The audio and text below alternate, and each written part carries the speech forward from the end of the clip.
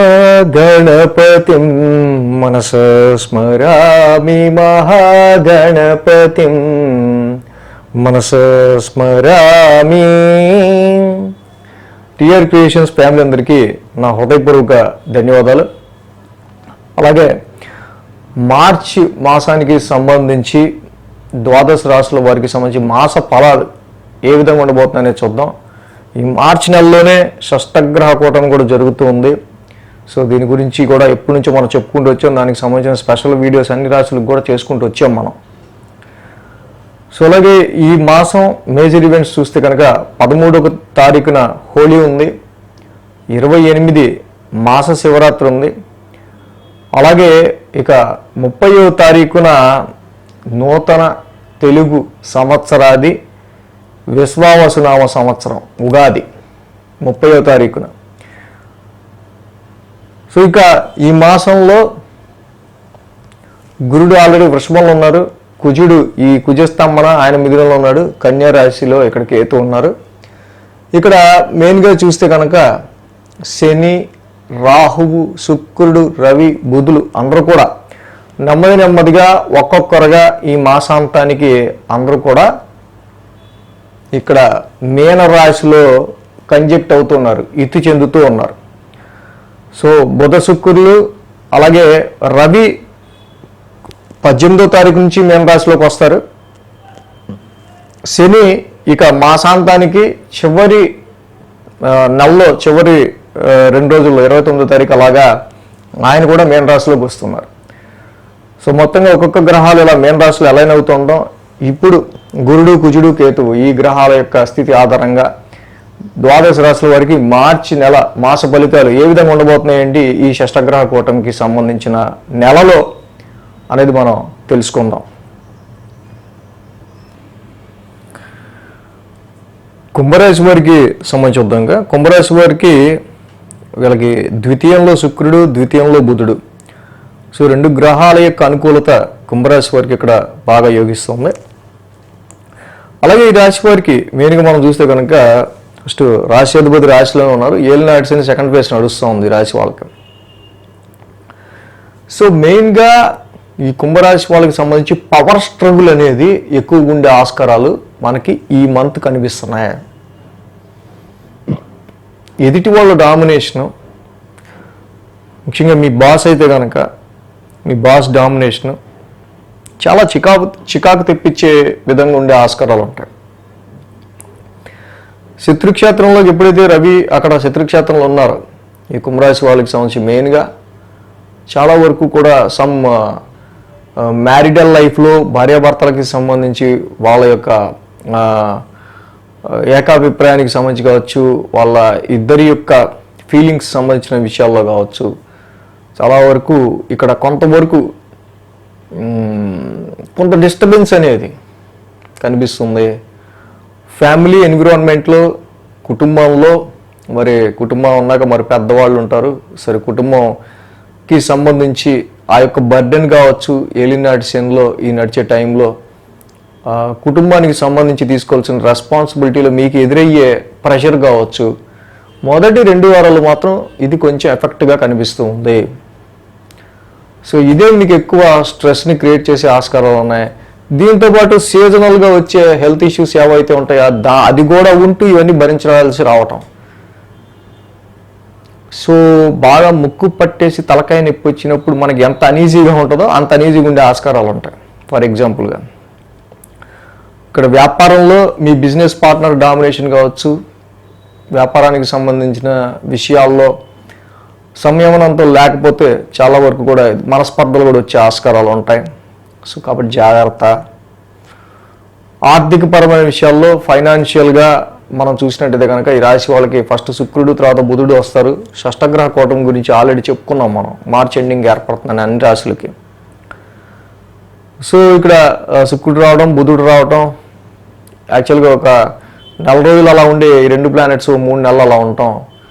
ఆర్థిక పరంగా ద్వితీయ స్థానంలో 2 గ్రహాలు బాగా యోగిస్తాయి. సో ఫైనాన్షియల్గా ఈ యొక్క గ్రహాల ప్రభావం ఏదైతే ఉందో ఆర్థిక సమృద్ధిని, ఫైనాన్షియల్ స్ట్రెంగ్త్కి సంబంధించి ఆర్థిక పరంగా మీకు బాగానే యోగిస్తాయి. మళ్ళీ మార్చి 15 నుంచి రవి కూడా సెకండ్ హౌస్లోకి వస్తున్నాడు. సో ఇక్కడ ఈ ఆల్రెడీ అయ్యే ఖర్చులకి సంబంధించి మీకు అవగాహన ఉంటుంది. నెక్స్ట్ మంత్ ఈ ఖర్చులు అవుతాయి అవ్వచ్చు అని మీకు అవగాహన ఉండటం వల్ల కొంత డబ్బుల్ని మీరు అక్యుములేట్ చేసి పెట్టుకుంటారు. దానివల్ల ఈ రవి మార్చి 18 తర్వాత వచ్చినా కూడా మీకు అంతగా స్ట్రెస్ పడదు. సో కాబట్టి ఎప్పుడైతే ఈ రవి యొక్క సంచారం ద్వితీయ స్థానంలో జరుగుతుందో మార్చి 15 నుంచి మళ్ళీ 18 తర్వాత నుంచి కూడా తర్వాత శని వస్తారు ద్వితీయంలోకి, తర్వాత చంద్రుడు వస్తారు, ఇలా ఒక గ్రహం రావటం. సో కొంత మొదటి 2 వారాలు కొంచెం ఆర్థికంగా కొంత స్ట్రెంగ్త్గా ఉన్నప్పటికీ మళ్ళీ 18 నుంచి మళ్ళీ కుటుంబపరమైన ఖర్చులు కొన్ని ఉండటం, అది సమ్ సడన్ చేంజెస్ వల్ల వచ్చిన ఖర్చులు కూడా కావచ్చు. సో ఇక్కడ ఎంటైర్గా మనకి ద్వితీయ స్థానంలోనే షష్టగ్రహ కూటమి ఇక మాసాంతానికి ఏర్పడుతుంది. సో సమ్ ఫ్యామిలీకి సంబంధించిన విషయాల్లోనూ ఫైనాన్షియల్కి సంబంధించిన విషయాల్లోనూ కొన్ని ఖర్చులు, కొన్ని పోయే ఖర్చులు, కొన్ని వచ్చే ఖర్చులు, కుటుంబపరమైన విషయాల్లో కూడా కొన్ని తీసుకోవాల్సిన డెసిషన్స్ మేజర్గా ఇలాంటివేవో ఒక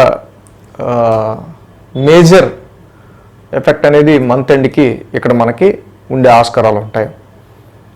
అలాగే ఒక పక్క అర్ధాష్టమ గురుదోషం, ఈ రాశి వాళ్ళు చూస్తే చతుర్థ స్థానంలో గురుడు.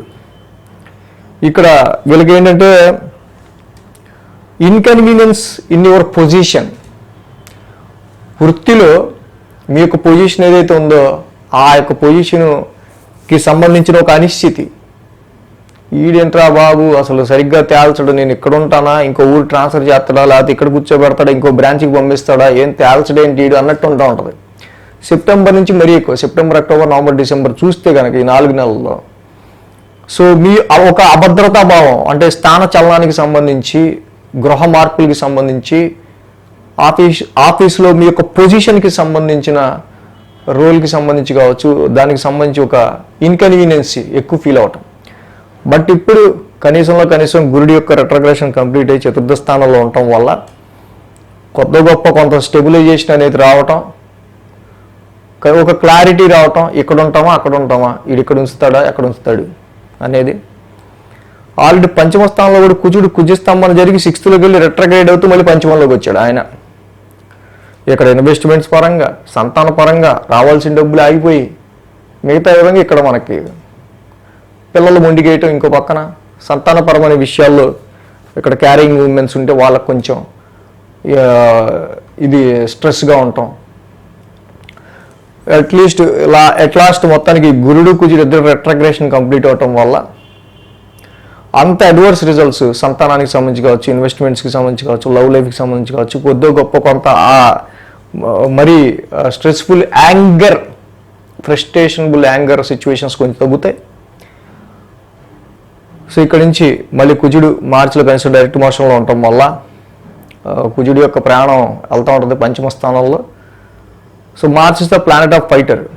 ఏంటి అని అరుస్తూ ఉంటాం ఎవరి మీద, మనకి ఇష్టమైన వాళ్ళ మీద, మన పిల్లల మీద, అనవసరంగా మన ఎవడ అభిమానిస్తాడో ఆడి మీద మన ప్రతాపం చూపిస్తూ ఉంటాం. ఇలాంటి సిచ్యువేషన్స్ అన్నీ నడుస్తూ ఉన్నాయి. సో కుంభరాశి వాళ్ళకి మెయిన్గా మనం ఫస్ట్ చెప్పుకున్న పాయింట్ అది గుర్తుపెట్టుకొని, ఈ ఆర్థికపరమైన విషయాలు వీటన్నిటిలో మనకి ఎక్కువ ఒత్తిడి కలిగించే విషయం ఏంటంటే రవి రాశిలోకి రావటం పెద్ద తలకాయ నొప్పి. జప కుసుమ సంకాశం కశ్యపేయం మహద్యుతిం తమోరిం సర్వ పాపగ్నం ప్రణతోస్మి దివాకరం. కళ్ళు మూసుకుని చక్కగా ఆ రవి నవగ్రశాంతి మంత్రం ఎంత మీరు జపిస్తే అంతగా బాస్ ప్రెషర్ కావచ్చు, మనం ఎంత చెప్పుకున్నట్లు చాలా ప్రెషర్స్ తగ్గుతాయి. అలాగే పంచమ స్థానంలో కుజుడి యొక్క ఈ కుజస్తంభన వల్ల కూడా సంతానానికి సంబంధించిన విషయాల్లో కొంచెం మనకి ప్రాబ్లమ్స్ ఉన్నాయి. కాబట్టి సుబ్రహ్మణ్య స్వామి ఆరాధన చేసుకోవటం. మార్చ్ అంటేనే మరి ఎడ్యుకేషన్ మంత్, ఎడ్యుకేషన్ ఇయర్లో ఎడ్యుకేషన్ మంత్. సో ఈ పంచమంలో ఉన్న కుజుడు కూడా పిల్లలకి సరిగ్గా పాపం వాళ్ళు చదువుకోనివ్వడం. పంచమ స్థాన కుజ సంచారం వల్ల వీళ్ళ క్రియేటివిటీలోను రావాల్సిన మార్కులోను కొంత హెచ్చుతగ్గులు కనిపిస్తాయి మనకి.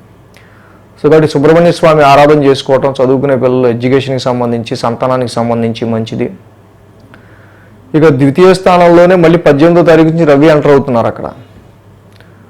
మరి అక్కడ ధనపరంగా, కుటుంబ పరంగా రవి కూడా రవి మొత్తం మాసం మొత్తం కూడా రవికి చేసుకోవాల్సిందే. సో రవికి కుజుడికి మెయిన్గా కనిపిస్తుంది. ఇకపోతే అష్టమంలో కేతువు, ఈ అష్టమ కేతువు వల్ల కూడా కొంతవరకు మరి వారసత్వ ఆస్తుల విషయాల్లోనూ, అదర్ సోర్సెస్ ఆఫ్ ఇన్కమ్ విషయాల్లోనూ, మీ పార్ట్నర్, లైఫ్ పార్ట్నర్, భార్య భర్త వాళ్ళ వెల్త్ విషయంలో కూడా కొంచెం మీకు డిసప్పాయింట్మెంట్స్ కనిపిస్తూ ఉంటాయి. కాబట్టి ఇక్కడ కుజుడికి కూడా ఫలాస పుష్ప శంకాసం, కేతున ఉగ్రశాంతి, ఇక్కడ కేతువుకి కూడా ఫలాస పుష్ప శంకాసం, కేతున ఉగ్రశాంతి మంత్రం చదువుకోవడం మంచిది. అలా కాదనుకుంటే కుజకేతువులిద్దరికీ సుబ్రహ్మణ్య స్వామి కాబట్టి అది దేవత, చక్కగా ఆయనకి పూజించుకున్న, ఆయన్ని ధ్యానించుకున్న, మంగళవారం 1 కేజీ పావు కందులు రెడ్ క్లాత్ దానం ఇచ్చుకున్న, ఆయన్ని దర్శించుకున్న చాలా మంచిది. సో నిజంగా మరి ఈ రవి శనుల యొక్క రాశి సంచారం వల్ల ఎక్కువ మీకు ఇందాక నేను చెప్పినాడు మానసికమైన ప్రెషర్ ఎప్పుడు ఉంటుంది. పంచమంలో కుజుడి వల్ల సంతానానికి సంబంధించి, ఎడ్యుకేషన్ సంబంధించిన విషయాలు ఎప్పుడు ఎఫెక్ట్ ఉంటుంది. ఈ అష్టమకేతు వల్ల లేనిపోయిన అనుమానాలు, భయాలు ఎప్పుడు ఉంటాయి అనేది మనం వీక్లీలో ఆ వీక్ ఫాలో అయితే మనకు బాగా తెలుస్తుంది. ఇంకా సో అంటే ఆ వీక్ పర్టికులర్ ఏ రెమెడీ చేసుకుంటే బాగుంటుందో కూడా ఇంకా తెలుస్తుంది, మనం చెప్పుకుంటాం కాబట్టి. సో అది కూడా ఫాలో అయితే better. So thanks for watching TR Creations. ధన్యవాదాలు. ఈ వీడియో కనుక మీకు నచ్చినట్లయితే లైక్ చేయండి, షేర్ చేయండి. మరిన్ని అప్డేట్స్ కోసం సబ్స్క్రైబ్ చేయడం మాత్రం మర్చిపోకండి.